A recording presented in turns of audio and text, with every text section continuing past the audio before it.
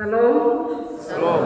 Selamat pagi, selamat berjumpa bagi kita dalam ibadah minggu pagi hari ini. Hari ini minggu terakhir di bulan Oktober, tanggal 26. Bapak, Mama, saudara-saudara yang saya kasihi dalam Tuhan kita Yesus Kristus, tema yang akan kita renungkan bersama pada pagi hari ini yaitu keluarga yang hidup dalam kebaikan.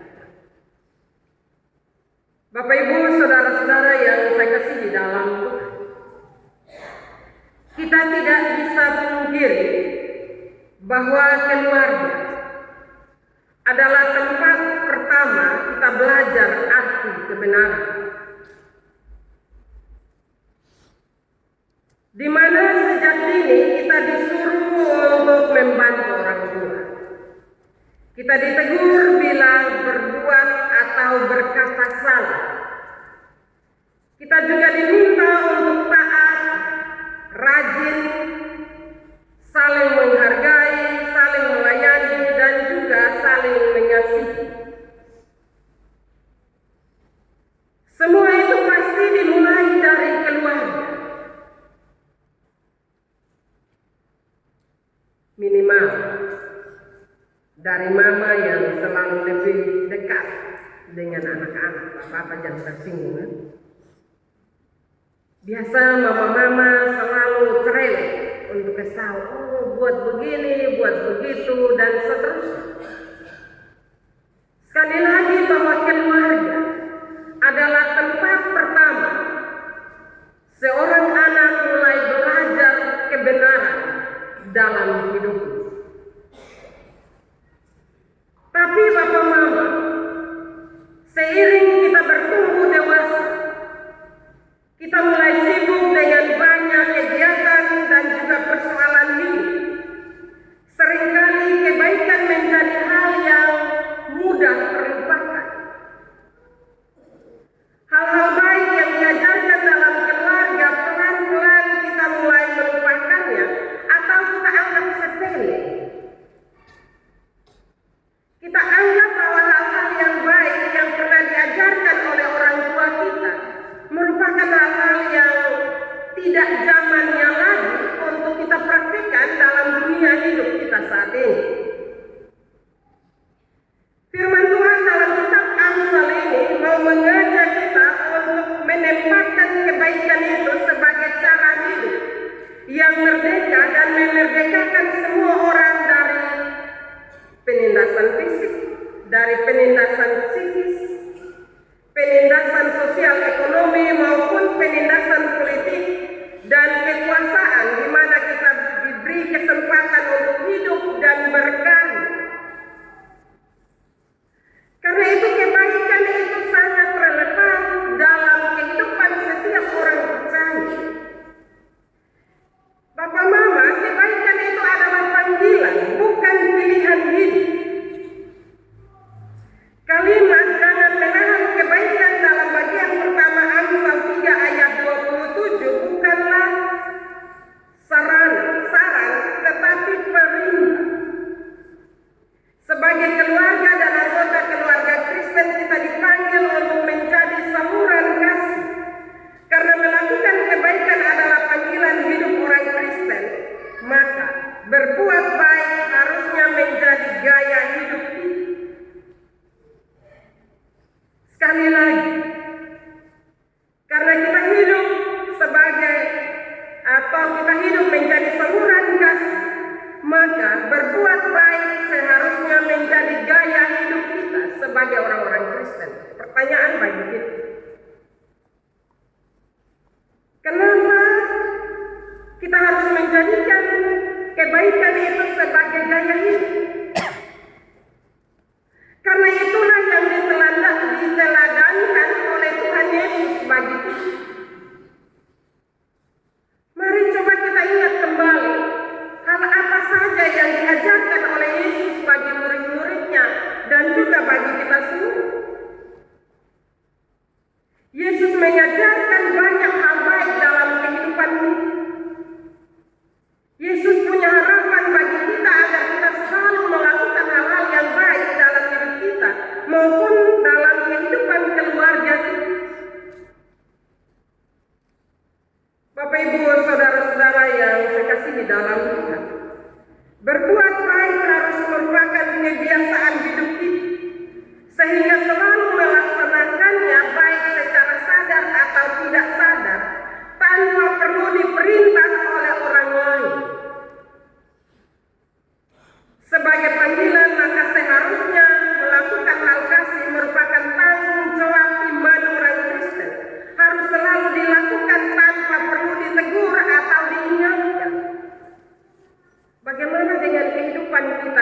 dunia ini saat ini, Bapak Mama.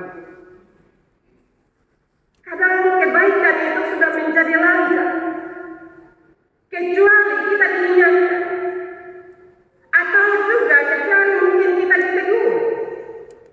Padahal sekali lagi, kebaikan itu harus menjadi ciri kehidupan orang beriman. Kebaikan tidak diukur dengan besar kecilnya perbuatan kita, tetapi dari ketulusan hati kita. Tulus tidak kita melakukan kebaikan. Kita sering dengar atau kita juga bilang, orang itu baik sekali. Kata baik sekali ini adalah ukuran kualitatif. Ukuran kualitas yaitu yang berhubungan dengan kejujuran dan juga ketulusan hati. Jadi keluarga Kristen harus punya kebiasaan hidup yang mengelola hati agar selalu berbuat baik tanpa paksa. Selalu berbuat baik dengan tulus hati, bukan karena ada sesuatu atau bukan karena ada maunya kita baru kita melakukan kebaikan. Kadang kita mengajarkan anak-anak kita melakukan kebaikan tetapi harus dibayar. Itu kita tidak melakukannya dengan tulus karena ketika kita melakukannya kita memberi upah. Kebaikan yang dimaksud oleh kebenaran firman Tuhan adalah kebaikan yang lahir dari ketulusan hati kita. Kita memberi sesuatu untuk melakukan kebaikan itu harus dengan tulus hati. Kita berdoa supaya kebaikan-kebaikan yang kita berikan itu tidak kita ungkit suatu saat nanti. Kadang dalam kehidupan kita, Bapak Mama, kita semua berbuat baik. Tidak ada yang tidak berbuat baik.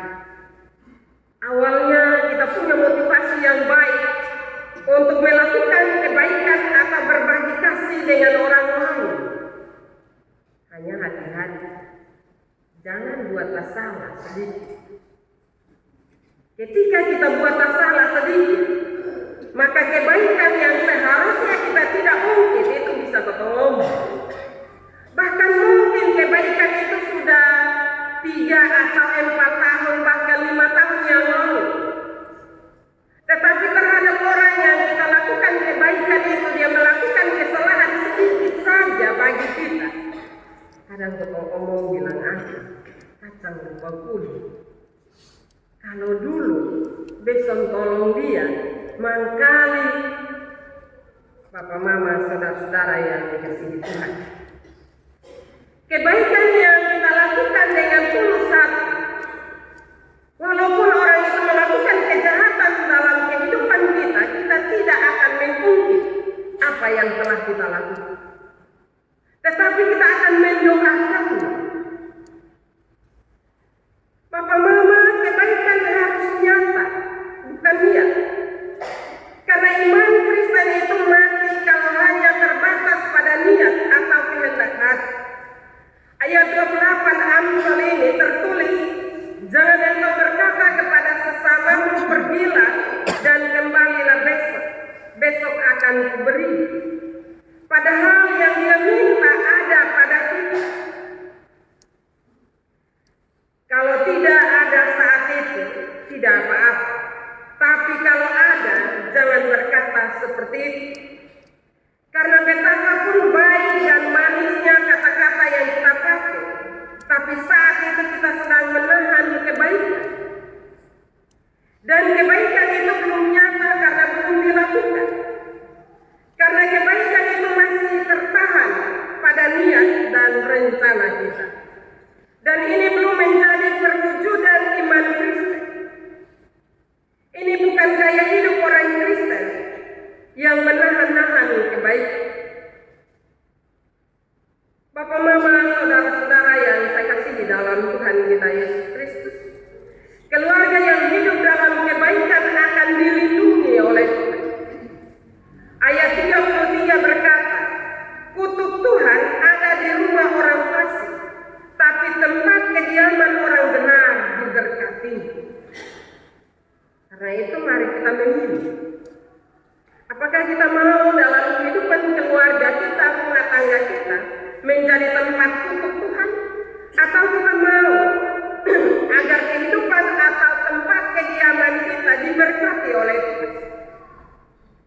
percaya bahwa semua orang akan memilih untuk keluarganya diberkati oleh Tuhan. Karena itu hal yang sederhana, lakukanlah kebaikan. Bapak Mama salah satu anggota keluarga yang gemar berbuat kebaikan, satu keluarganya yaitu tempat dia berdiam akan menerima berkat Tuhan. Dalam konteks Kamsel ini, orang fasik bukanlah orang yang tidak atau bukan orang yang tidak beriman atau orang yang beragama lain, tetapi termasuk orang Kristen yang tidak melaksanakan ajaran iman.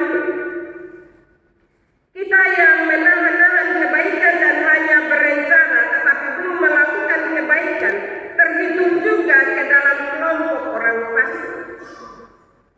Sadar atau tidak Bapak Mama? Kenapa Bapak Mama? Karena kita tidak melaksanakan ajaran iman Kristiani.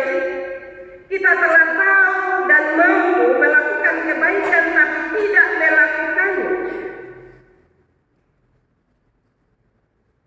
Bapak Mama, saudara-saudara yang saya kasihi dalam Tuhan, kalau hanya satu orang saja berbuat baik, maka tempat kediamannya atau keluarganya memperoleh berkat, maka sudah tentu berkat Tuhan akan mengalir tidak henti-hentinya dalam kehidupan keluarga Kristen yang seluruh anggotanya selalu melakukan kebaikan dengan tulus hati. Satu orang saja Bapak Mama, keluarga diberkati. Apalagi semua anggota keluarganya melakukan kebaikan dengan tulus hati. Karena itu marilah kita bertobat Bapak Mama. Ketika kita mengajarkan kepada anak-anak kita, lu tolong cuci piring dulu, nanti Mama kasih 1.000 rupiah. Sebenarnya kita menurunkan sesuatu yang tidak sesuai dengan kehendak Tuhan. Tanggung jawab kita adalah mengajarkan anak-anak kita untuk melakukan kebaikan dengan tulus hati. Meminta tolong bagi mereka untuk melakukan itu dengan hati yang sukacita. Dengan juga menjelaskan kalau menyapu itu adalah hal yang baik karena membersihkan, dan yang merasakan kebersihan itu adalah kita semua. Karena ketika kita mengajarkan hal yang sama bagi anak-anak kita, maka anak-anak kita akan berpikir bahwa ketika melakukan kebaikan imbasnya harus dibayar. Dan itu akan dibawa terus dalam kehidupan mereka ke depan. Karena itu marilah Bapak Mama turunkan atau ajarkanlah hal-hal baik itu untuk mereka melakukannya dengan tulus hati, tanpa kita membayar mereka. Mungkin ada orang tua yang bilang minta itu sebagai motivasi, tetapi itu motivasi yang salah. Akhirnya betul di dalam rumah mau buat sesuatu doi-doi. Kalau ada doi bisa buat. Nah, bukankah itu akan membuat hati kita kacau balau dan bisa membuat hati kita satu bertengkar dengan satu? Karena itu kebaikan dilakukan dengan tulus tapi juga tanpa dipaksa. Berbagai larangan, tantangan agar kita bisa menempatkan atau melakukan kebaikan telah Salomo tuliskan dalam ayat 27 hingga 34, ayat 34 dalam Amsal ini.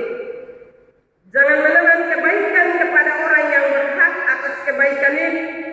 Jangan menunda berbuat baik kalau kita mampu melakukan saat ini. Jangan, nasihat firman Tuhan juga bagi kita bahwa jangan bertengkar tanpa alasan. Jangan iri hati kepada orang yang tidak berbuat baik. Merupakan trik atau cara agar kita bisa melakukan kebaikan. Memang kita menyadari bahwa dalam kehidupan di sekitar kita, kadang kita juga bertengkar dengan orang tanpa alasan juga. Kita hanya mencurigai dan akhirnya lahirlah pertengkaran, persoalan yang besar dalam kehidupan kita. Belum tentu benar apa yang kita curigai. Dan juga jangan iri hati kepada Kadang ketong pakai banding ya Bapak Mama. Itu orang sudah di gereja tetapi itu hidup yang baik dari ketong. Ketong di gereja, di berdoa, di ibadat, malah ketong susah lagi. Firman Tuhan pagi hari ini mengajarkan kita untuk jangan kita iri hati. Atau juga mungkin ketika kita melihat kelebihan orang lain, kita iri hati. Sekali lagi, kebenaran firman Tuhan pagi hari ini menyadarkan kita.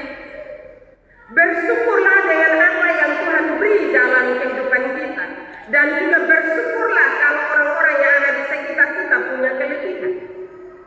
Hanya potong mulut ini agak susah ya Bapak Mama. Potong lihat orang lebih sedikit dan hari potong mulai cari tahu kiri kanan. Potong mulai curiga kiri kanan. Akhirnya membuat hidup kita tidak nyaman. Membuat hidup kita dalam keluarga akan ada pertengkaran.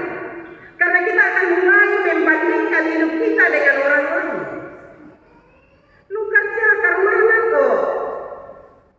Biarkan sone ada di ketong. Itu manusia satu di sebelah. Akhirnya ketong hidup.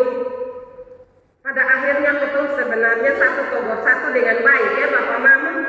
Senyum. Hanya karena iri hati. Ketong bakal tumbuh jumlah kadang asam. Padahal asam makan asam juga. Itu kenapa? Karena iri hati. Firman Tuhan menasihati kita supaya kita hidup baik. Maka jangan iri hati dengan orang. Ini nasihat kebenaran firman Tuhan bagi kita. Pada ayat 35 Salomo menyatakan bahwa kebaikan yang kita lakukan akan menumbuhkan hikmat dan kehormatan. Keluarga yang menanam kebaikan, yang menjadikan kebaikan sebagai gaya hidupnya, akan dikenal sebagai keluarga yang berhikmat. Bukan karena kaya atau berpendidikan tinggi, tetapi karena sikap hidup yang mencerminkan kasih Kristus. Walaupun hidup dalam kesederhanaan, tetapi keluarga yang selalu berbuat baik, yang hidup damai dan tidak suka bertengkar karena hal-hal sepele. Keluarga yang tidak hidup dengan iri dengki, yang hidup jujur, tidak membalas cemooh dengan cemooh, tidak membalas kejahatan dengan kejahatan, yaitu keluarga yang mampu melakukan kebaikan, akan disegani dan dihormati orang lain, dan dalam hidupnya pasti memuliakan Tuhan. Karena itu marilah Bapak Mama, firman telah selesai kita dengar pada pagi hari ini. Dan yang tersisa adalah masing-masing kita yang sudah mendengar, mau merefleksikan dalam hidup kita. Cobalah bertanya pada diri kita sendiri. Apakah saya sudah menjadi saluran kebaikan bagi orang lain dalam hidup ini? Masih adakah kebaikan yang saya tunda untuk dilakukan? Bagaimana keluarga saya bisa jadi contoh kebaikan bagi orang-orang di sekitar keluarga saya? Pertanyaan refleksi ini penting kita lakukan dan temui jawabannya. Karena firman Tuhan hari ini menyatakan bahwa keluarga yang setiap anggota keluarganya hidup sebagai pelaku kebaikan, Tuhan akan dekat dengan hidupnya dan kediamannya akan diberkati. Karena itu marilah Bapak Mama, ketika kita melakukan kebaikan, ada banyak hal baik yang Tuhan berikan dalam kehidupan kita. Karena itu marilah kita kembali dengan merenungkan firman Tuhan ini. Jangan menahan kebaikan terhadap orang yang berhak menerimanya. Hidup saling percaya, hidup jujur, hindari pertengkaran, dan tidak menyimpan perasaan iri terhadap orang lain. Maka kebenaran firman yang kita dengar pagi hari ini akan menolong kita semua untuk mengoreksi diri dan melakukan firman itu dalam hidup keseharian kita. Firman Tuhan memberkati kita pada pagi hari ini. Amin.